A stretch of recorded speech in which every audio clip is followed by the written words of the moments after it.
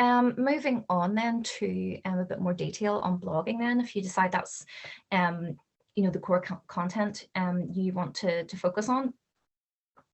Those key content pillars kind of cover everything that good content does. It tends to either educate, inform, entertain, inspire, or affect, to create some emotions in someone, to affect them emotionally. And it's a bit cheesy, but this just really appeals to me. I remember it by going EI, for emotion. So yeah, it's like creating genuinely useful content on a regular basis. It really is one of the best ways to raise the visibility of your business, get more eyeballs on your website, more engagement with your social media. And long term, it's a really, really effective at getting more customers and clients. And the reason is it positions you as someone who genuinely knows what it is they're talking about and gives their knowledge away for free, which can be a bit counterintuitive for people sometimes, but it all helps to raise your profile and create trust in you. When someone needs or wants what you do, they're more likely to to remember you and think about you. And a lot of people again are quite resistant to that idea of giving their knowledge away for free or giving away their trade secrets. But it's my experience that most people,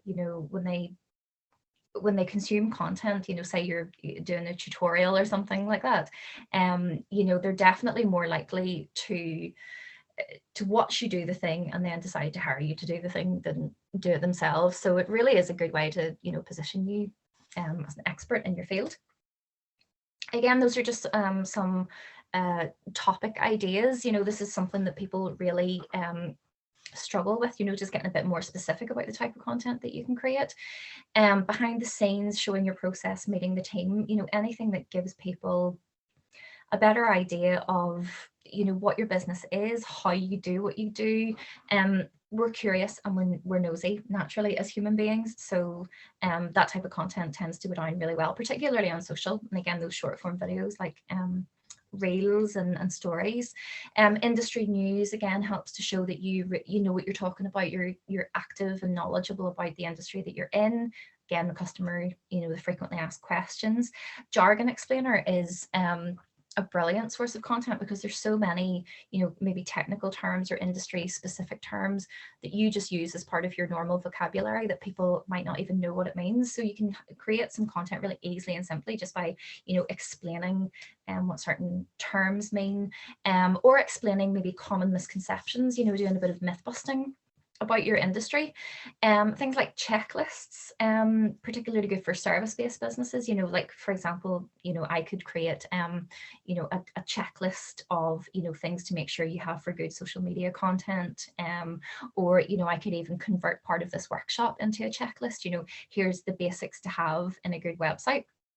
And then seasonal content is a bit of a no-brainer, depending on what your business is. You could, a Christmas gift guide could be appropriate. If your target customer is, families or people with children, you could talk about summer holiday activities, things that are relevant to, the people that you want to reach. And then just a little bit of advice on writing for an audience. It's a little bit cheesy, but it was a trick that I learned in my journalism days. It's called the 6 Honest Serving Men. Let's see if I actually remember the little rhyme. I keep 6 honest serving men. They taught me all I knew. Their names are what and why and when and how and where and who. And it's just a nice little thing to, if you're going over your content, just to make sure that you've kind of covered all the angles, you've included all of the details to make it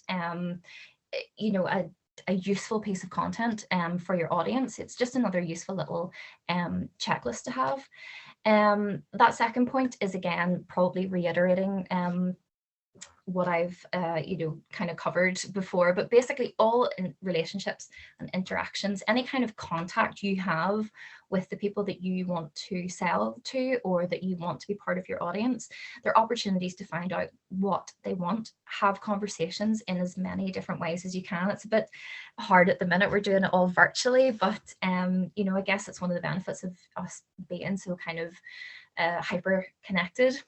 as a society is that, we can, we can ask these questions, we can reach people a lot more easily these days, in a wider way than we used to be able to. Write for a bright 12-year-old. That looks like a really strange quote floating in there all by itself, but it's one of the pieces of advice, again, from my journalism studies that really stuck with me. My teacher, my news writing teacher, said that a good rule of thumb when you're writing for newspapers is to imagine you're writing for a bright 12-year-old. And I know it might sound a bit condescending and possibly a bit patronizing, but it's actually really good advice to make sure that your content it's always clear